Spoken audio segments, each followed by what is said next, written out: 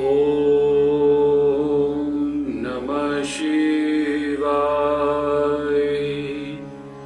ॐ नमो भगवते वासुदेवाय। गुरुर्ब्रह्मा गुरुर्विष्णु गुरुर्देवो महेश्वरा। साक्षात् परब्रह्मा तस्मै श्री गुरुवे नमः। अखंड मंगलाकारं व्यापतं येन चराचर तत्पदं तस्मै श्री गुरुवे नमः। ओम गजाननं भूतिगणादिसेवितं कपितजम्बफलचार्वक्षणं उमासुतं शोकविनाशिकारकं नमामि विघ्नेश्वर पादपंकजं। सर्वमंगल मांगल्ये शिवे सर्वासाधिके शरणत्र्यंबके गौरी नारायणी नमोस्ते। ओम शांताकारं भुजगशयनं पद्मनाभं श्रीशं विश्वाधारं गजशं मेघवर्णं शुभांगं लक्ष्मीकान्तं कमनीनं योगविद्रानगभ्यं वंदे विष्णु भवभयरं सर्वलोकीनाथकं सर्वलोकीकं। बोल श्री विष्णु भगवान की जय। शिव शक्ति भक्ति गंगा में आप सभी का बहुत बहुत स्वागत है। आइए कथा को आगे प्रारंभ करते हैं। धुंधकारी को प्रेत योनि की प्राप्ति और उसका उद्धार। पिता की मृत्यु हो जाने के बाद धुंधकारी ने एक दिन अपनी मां को बहुत पीट कर कहा कि घर की संपत्ति कहाँ है, बतला दो, नहीं तो तुम्हें अभी जलती हुई लुहाठी से मार दूंगा। धुंधकारी की बातों से डरी हुई उसकी दुखित मां रात में कुएं में कूदकर प्राण गंवा दी। योगी गोकर्ण तीर्थ यात्रा करने के लिए घर से निकल गए। उनको ना कोई दुख था ना कोई सुख था, उनका ना कोई वैरी था ना कोई मित्र था, वे समदृष्टि थे। ना दुखम ना सुखम तस्य न वैरी न चा बांधव। अधर धुंधकारी 5 वेश्याओं के साथ अपने घर में रहने लगे। वह उन वेश्याओं के ही पोषण में लगा रहता था। एक बार वेश्याओं ने उसके आभूषण चाहा। उसके लिए वह घर से बाहर जाकर लूट पाट करके धन संपत्ति ले आया तथा उससे वेश्याओं को वस्त्र तथा आभूषण प्रदान किया। वेश्याओं ने देखा कि घर की संपत्ति अधिक एकत्रित हो गई है। धुंधकारी प्रतिदिन चोरी करता है एवं यह राजा के द्वारा पकड़ लिया जाएगा। राजा इसकी संपत्ति ले लेगा और इसे मार भी डालेगा एवं हम लोग भी इसे चुपके से क्यों ना मार डालें। इसको मारकर हम लोग सारी संपत्ति लेकर चली जाएंगी। ऐसा सोचकर एक दिन जब धुंधकारी सो रहा था तो वेश्याओं ने उसके गले में फांसी लगा दी। उस पर भी जब वह नहीं मर रहा था तो उसके मुख से वेश्याओं ने जलती हुई आग के अंगारों को डाल दिया, जिससे वह छटपटाकर मर गया। उसके शरीर को वेश्याओं ने गड्ढे में गाड़ दिया और लोगों के पूछने पर बता दिया कि धुंधकारी धन कमाने के लिए दूर चले गए हैं, साल भर में आएंगे। यह कहकर वह दुष्टा स्त्रियां धन समेट कर कहीं चली गई। दुष्टा स्त्रियों का स्वभाव बतलाते हुए सूर्य ने कहा, विद्वान को चाहिए कि वह दृष्टि स्वभाव वाली स्त्रियों का विश्वास ना करे। ऐसी स्त्रियों पर जो विश्वास करता है उसे कष्ट ही भोगना पड़ता है।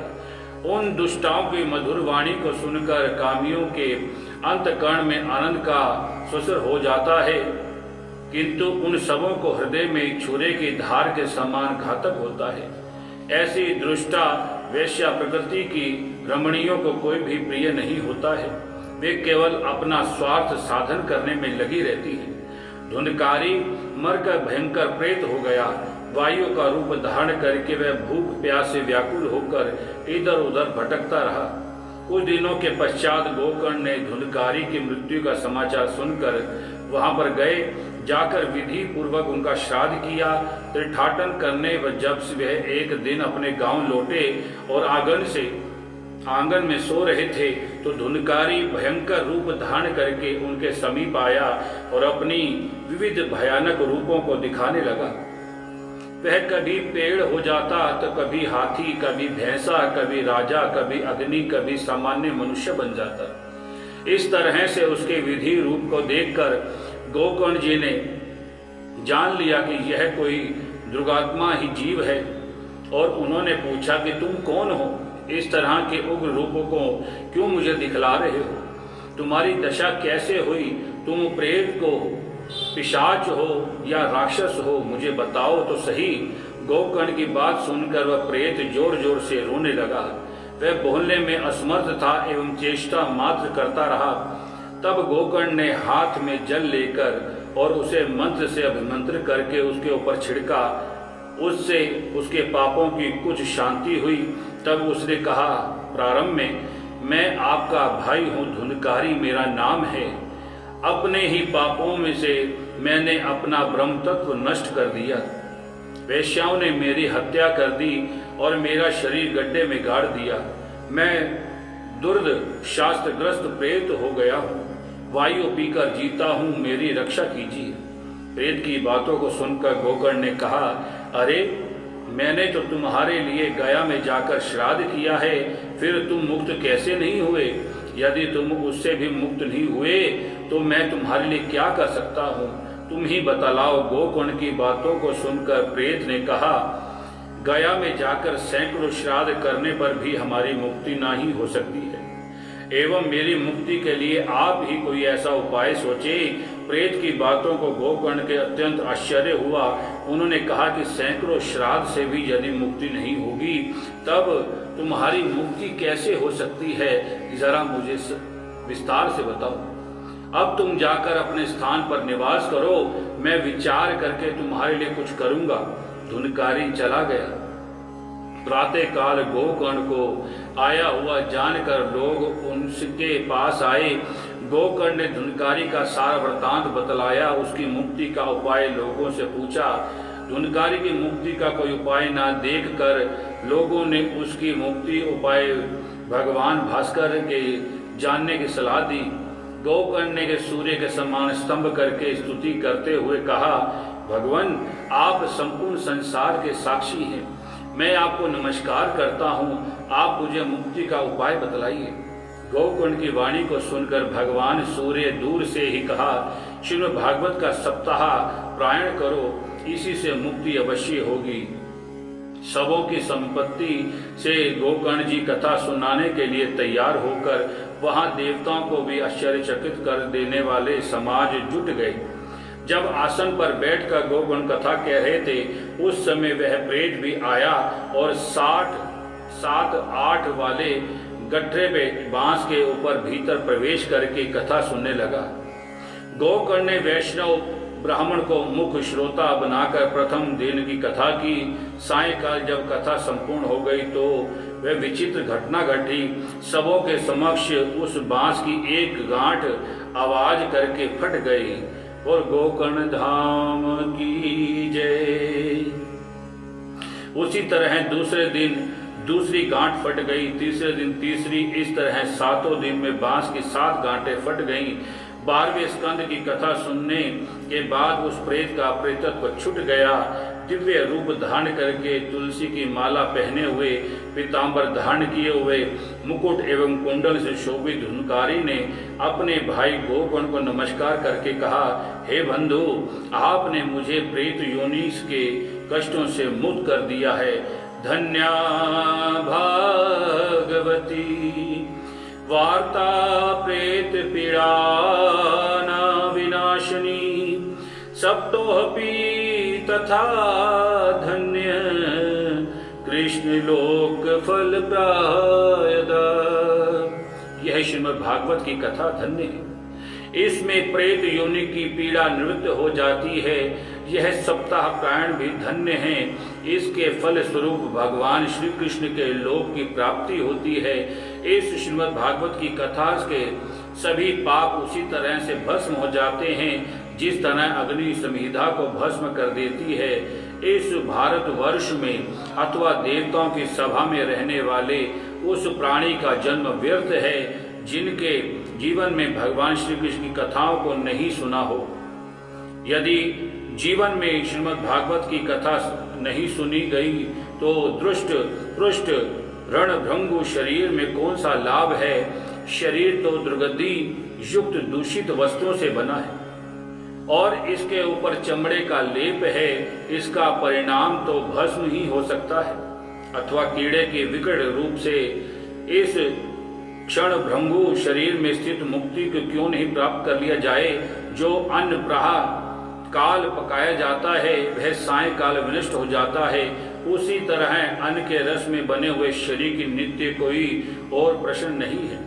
सप्ताह सुनने से श्रीमद् भागवत की प्राप्ति हो जाती है एवं समस्त दोषों के निवृत्त के लिए श्रीमद् भागवत के सप्ताह ही सर्वोपरि साधन है। जिस समय श्री गोकर्ण जी श्रीमद् भागवत का महात्म्य सुना रहे थे उसी समय आकाश से विमान उतरा। उसमें श्री भगवान के पार्षद विद्यमान थे। सबों के समक्ष भगवत पार्षदों ने धुंधकारी को विमान में बैठा लिया।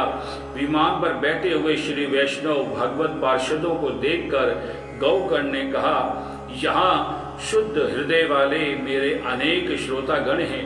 आप लोग इन्हें उसी समय उन सबको भी विमान में क्यों नहीं ले गए। सब लोगों ने समान रूप से यहाँ पर कथा का श्रवण किया। आप लोग तो श्री भगवान के प्रिय पार्षद हैं। सब लोगों के श्रवण का फल भिन्न भिन्न कैसे हो गया, आप इस बात को हमें बतलाइए। इस पर भगवान पार्षदों ने कहा, यद्यपि सबों ने इस कथा का श्रवण समान रूप से किया है किंतु उनके फल भी भिन्न इसलिए हो गए कि धुंधकारी की कथा को सुनकर स्थित चित्त में उसके मनन किया और दूसरे श्रोता ने उस प्रकार के मनन नहीं किया। सुने हुए अर्थ का मनन अत्यंत आवश्यक है। कथा का श्रवण करने के पश्चात उसमें सदृश विश्वास रखकर उस अर्थ का मनन करना चाहिए।